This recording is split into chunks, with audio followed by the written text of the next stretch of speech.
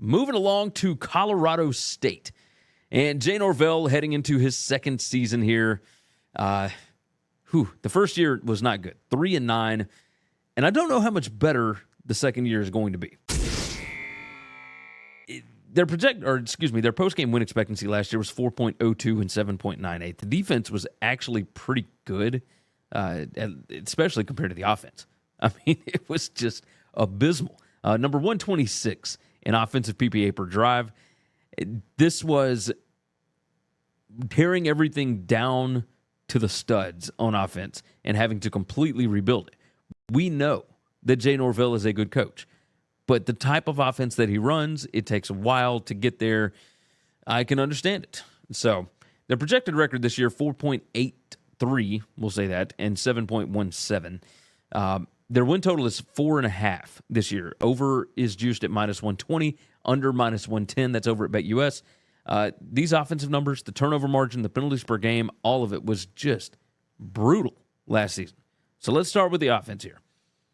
The offensive line has got to improve. They've got to improve. That's the only way to say it. They're losing 4 of the top 9. They're giving, they averaged giving up almost 5 sacks and 9 tackles for loss last year. Like per game. That is insane numbers. However, what's odd to me is the fact that they were not very good, and their quarterback, Clay Millen, still completed 72% of his passes. Like, how do you complete 72% of your passes and you're not very good? It's just wild. They were number 127 in PPA per drive, 126 in PPA per drive. In 2022, number 129 in points per game. They averaged only 13.2 points per game. They got 3 new offensive line transfers, a new running back, new wide receivers, new tight end. They're number 36 in returning production on offense. They should know the scheme better, but I still don't know how much talent they're going to have, right?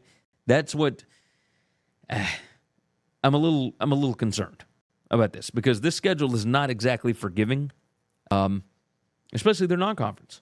The non-conference is not easy at all. So I'm interested. You got Washington State to start with, and then you got an off week, and then you got to go for 11 straight weeks. You play at Colorado, at Middle Tennessee, then you got Utah Tech, then you play at Utah State, Boise State, at UNLV. There's no layups. There's nothing easy for this team. And having your bye week in week 2 is just, The defense here. Freddie Banks, of course, running that defense. Defensive end Muhammad Kamara is back. He had 16 tackles for loss and 8.5 sacks last year. They are returning over 61% of their tackles, but they did lose 3 of the top 4 tacklers. So that should tell you something. Secondary looks pretty good. They got defensive back Jack Howell back. He had 108 tackles last year. He was the leading tackler. They returned 62% of their quarterback pressures, but they need to step it up. They need to get more of those.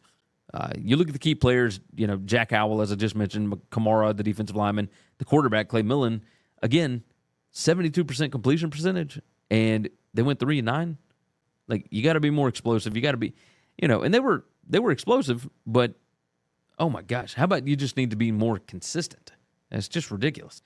Let's look at keys to the season. Again, the win total is 4.5 here. They got to stop beating themselves.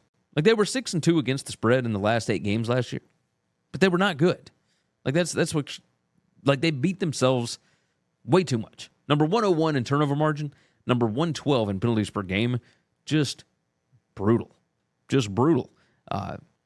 Look, they took a lot of chances. They were number 14 in fourth down attempts per game, but they couldn't convert them. Number 104 in fourth down conversion percentage at 40%. The defense, again, they were good. Number 63 PPA per drive, or 61, whatever. They need a lot of help from the offense. They're going to need a lot more than they got last year. I still can't get over this. 72% completion percentage and only 13 points per game. That's just absurd.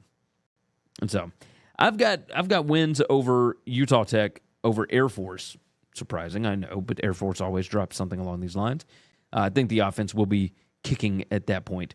I've got a win over Nevada and a win at Hawaii to end the season. But that's it. I've got them 4-8. I think this is still a rebuilding job. I think it's going to take a little bit of time. The ceiling here is 6-6 for them, I think. I think they could potentially make a bowl game. They could sneak up and beat Colorado in week 3. They could find a way to, beat San Diego State. They could find a way to beat Utah State. Like, there's wins on this schedule if they can go out and get them. But still not a very good team.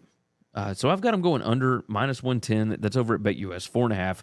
I think the floor is probably 2-10. Stealing bowl game at 6-6. But I think Jay Norvell still has some work to do heading into this season. I think it's going to take a little bit of time. Thanks for listening to Winning Cures Everything. Make sure and follow me on Twitter at GaryWCE. If you want to toss in a question, you can email me, Gary@winningcureseverything.com. Make sure and hit that subscribe button, and we'll see you next time.